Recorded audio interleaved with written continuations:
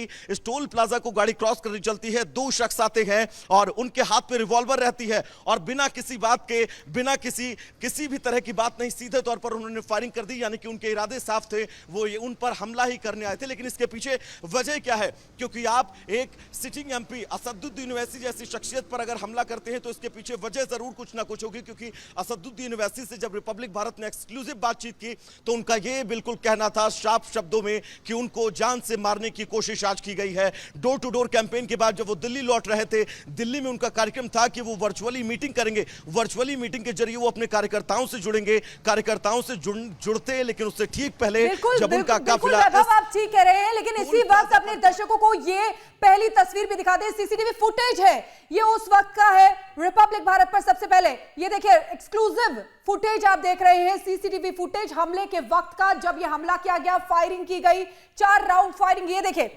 ये white colour की shirt जो पहना हुआ है, जैकेट पहना हुआ है, इसने पिस्टल तानी और उसके बाद फिर भागकर यहां से चला गया। ये सबसे पहले रिपब्लिक भारत पर आप एक्सक्लूसिव फुटेज देख रहे हैं। तो घटना वाला सीसीटीवी फुटेज सामने आ चुका है, उसकी तस्वीरें, एक्सक्लूसिव तस्वीरें इस वक्त आपको दिखा रहे हैं। व्हाइट कलर का जैकेट पहने ये हमलावर कैसे कितने राउंड फायरिंग करता है और असदुद्दीन ओवैसी की रेंज रोवर को निशाना बनाता है, उनकी गाड़ी को निशाना बनाता है। एक बार फिर देखिए, एक गाड़ी यहां से गुजरती है और अचानक से आपको एक रेड कलर का जैकेट पहने व्यक्ति भी, शख्स भी आगे बढ़ता हुआ दिखेगा और फिर अचानक से एक व्हाइट कलर का जैकेट पहने हुए एक शख्स जो कि पिस्टल निकालता है और उसके बाद कई राउंड फायरिंग करता है। यह बताता है कि यह सुनियोजित तरीके से, प्लान तरीके से किया गया हमला है, जो कि दिखाई दे रहा है सीसीटीवी फुटेज की तस्वीरों में। साफ तौर पर दिख रहा है कि घटना जो हुई, जब हमला हुआ तो किसने हमला किया, कितने हमलावर थे, यह भी दिखाई दे रहा है और कैसे गाड़ी को निशाना बनाया गया। वैभव, हम तस्वीरें दिखा रहे हैं, इसमें 2 शख्स दिखाई दे रहे हैं, एक लाल कलर के जैकेट पहने हुए और एक सफेद कलर के जैकेट पहने हुए, जो असदुद्दीन के काफिले पर लगातार वार कर रहे हैं। पिस्टल वहां पर दिखाई है, कई राउंड फायरिंग की है। सीसीटीवी फुटेज आ चुका है। बिल्कुल, इस सीसीटीवी फुटेज के माध्यम से यह समझा जा सकता है कि असदुद्दीन ओवैसी ने जिन 2 लोगों का जिक्र किया, एक व्हाइट जैकेट और दूसरा रेड हुडी, ठीक वही सीसीटीवी फुटेज में लोग नजर आ रहे हैं जो सीधे तौर पर टोल पर जैसे ही गाड़ी रुकती है और फायरिंग शुरू कर देते हैं। फायरिंग किस मकसद से करते हैं ये चीजें साफ नहीं हो पाई हैं, क्योंकि अभी आईजी जब यहां पर पहुंचे थे उनसे भी हमने बात की। उनका भी कहना था कि दोनों लोग जो हैं, एक को पकड़ा गया है और लगातार पूछताछ की जा रही है, लेकिन अभी तक कुछ भी खुलासा नहीं हो पाया है। इससे ठीक पहले एडिशनल एसपी जब यहां पर पहुंचते हैं, एडिशनल एसपी से भी हमने बात की। एडिशनल एसपी का भी कहना था कि अभी किसी तरह का खुलासा नहीं हो पाया है, किस मकसद से हमला किया गया, क्या सोच करके हमला किया गया, इसके पीछे कैसी रणनीति थी। क्योंकि असदुद्दीन ओवैसी ने कहा कि उनकी रेकी की जा रही थी, पहले से रणनीति तैयार की जा रही थी। रेकी को लेकर सवाल बहुत ज्यादा जरूरी हो जाता है, क्योंकि बाई रोड जब असदुद्दीन ओवैसी मेरठ के किठौर से दिल्ली के लिए निकलते हैं, इसी रोड होते हुए, और बड़ा सवाल निधि इसलिए भी है क्योंकि यह हाईवे है और इस पर 24 घंटे पेट्रोलिंग होती है और हमलावरों को शायद इस बात का पता भी होगा कि इस सेंसिटिव जगह पर, इतनी ज्यादा संवेदनशील जगह पर अगर वो इस तरह की वारदात को अंजाम देते हैं तो शायद उनके लिए खतरा जरूर हो जाएगा। क्योंकि टोल, ये छिजारसी टोल, ये सीधा लखनऊ को जोड़ता है और लखनऊ को जाता है। इस टोल पर अगर 24 घंटे पेट्रोलिंग होती है तो बड़ा सवाल यह है कि आखिर इन हमलावरों के अंदर इतनी ज्यादा हिम्मत कैसे आई। क्योंकि जिस तरह से हमला किया गया, खुले तौर पर वो शाम थी, दिन ढलने वाला था और खुले तौर पर वो गाड़ी के पास पहुंचते हैं असदुद्दीन ओवैसी की और फायरिंग कर देते हैं गाड़ी पर। 3 राउंड फायरिंग जो है वो की जाती है। 3 राउंड, यानी कि दरवाजा जहां पर असदुद्दीन ओवैसी बैठे थे उस दरवाजे पर गोली लगी है, उसके ठीक पीछे वाले दरवाजे पर।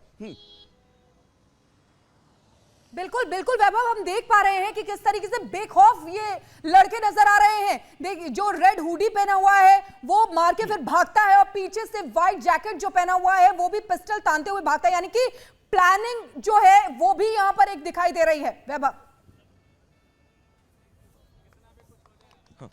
बिल्कुल प्लानिंग का ही हम जिक्र कर रहे थे, लगातार हम प्लानिंग का जिक्र कर रहे थे। क्योंकि असदुद्दीन ओवैसी का भी ये कहना है कि उनको ये पता था जो हमलावर आए हैं, क्योंकि टोल पर जब आप पहुंचते हैं तो आपको गाड़ी फास्टैग होने के बावजूद भी स्लो जरूर करना पड़ता है। माइनर सेकंड के लिए भी अगर आप गाड़ी रोकते हैं, लेकिन आप बिना टोल पर गाड़ी रोके नहीं जा सकते हो। और ये वही टोल और लेन भी ये वही है। निधि, ये वही लेन है जहां पर सामने ट्रक आप देख सकती हैं। इसी लेन से असदुद्दीन ओवैसी जब आगे बढ़ रहे थे कि तभी उन पर ये फायरिंग कर दी जाती है। जो सीसीटीवी फुटेज हम सबसे पहले रिपब्लिक भारत पर अपने दर्शकों को दिखा रहे हैं, असदुद्दीन ओवैसी पर जब फायरिंग की गई उसके बाद असदुद्दीन ओवैसी यहां पर थोड़ी देर रुकते हैं, पुलिस वालों से पूरा बातचीत करते हैं, बताते हैं घटनाक्रम कैसे हुआ। फिर असदुद्दीन ओवैसी यहां से दिल्ली चले जाते हैं। यामीन जो ड्राइवर है उनका भी हमने जिक्र किया, जो रेंज रोवर चला रहे थे असदुद्दीन ओवैसी की, वो भी यहां से गाड़ी लेकर जाते हैं। लेकिन तकरीबन 1.5 घंटे बाद वो यहां पर फिर लौटते हैं पूछताछ के लिए। अंदर उनको ले जाया जाता है, अंदर ले जाकर उनसे पूछताछ की जाती है। फिर उसके बाद वो गाड़ियों के साथ फिर यहां से दिल्ली की तरफ शायद रवाना हो जाते हैं।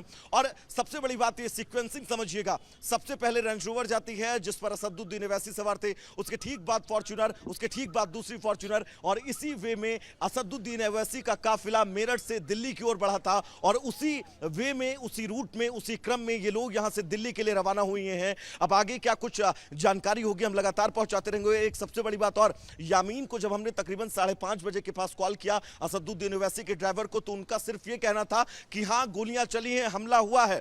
फिर इतना कहकर, और बहुत सहमी हुई आवाज में, इससे ठीक 1 घंटे पहले हमने उनसे बात की जब वो बिठौर में थे, तो बहुत आराम से उनकी बातचीत हुई हमारे साथ। और उसके बाद जो डरे सहमे हुए आवाज में उन्होंने बातचीत की, फिर फोन कट कर दिया। फोन कट करने के बाद जब हम ग्राउंड जीरो पर पहुंचे तो यहां पर ये तस्वीरें, ये यहां पर स्थितियां और तमाम कार्यकर्ता असदुद्दीन ओवैसी के यहां पर मौजूद थे, जिनका यह कहना था कि असदुद्दीन ओवैसी के ऊपर हमला जरूर किया गया है, लेकिन उनके इरादों को तोड़ना बहुत ज्यादा मुश्किल है। असदुद्दीन ओवैसी से जब रिपब्लिक भारत ने बातचीत की भी की, तो असदुद्दीन ओवैसी का भी यह कहना था कि हम पर हमला जरूर किया गया है, लेकिन हमारे इरादे मजबूत है। और साथ ही जब सुरक्षा को लेकर सवाल पूछा गया, क्योंकि तमाम कहानियां इसमें हैं, तमाम एंगल इसमें है, तो असदुद्दीन ओवैसी ने सुरक्षा को लेकर कहा कि 1994 से वो राजनीति में है, लेकिन अभी तक उन्होंने सुरक्षा को लेकर कभी भी जिक्र नहीं किया है। कभी भी असदुद्दीन ओवैसी ने सुरक्षा को लेकर मांग नहीं की है, क्योंकि 2 एंगल इस कहानियों के मुड़ते हैं। सुरक्षा को लेकर लगातार कई लोग दबे मन से ये भी कह रहे थे कि कहीं सुरक्षा को लेकर तो नहीं है, लेकिन इन पर असदुद्दीन ओवैसी ने पूर्ण विराम लगा दिया है।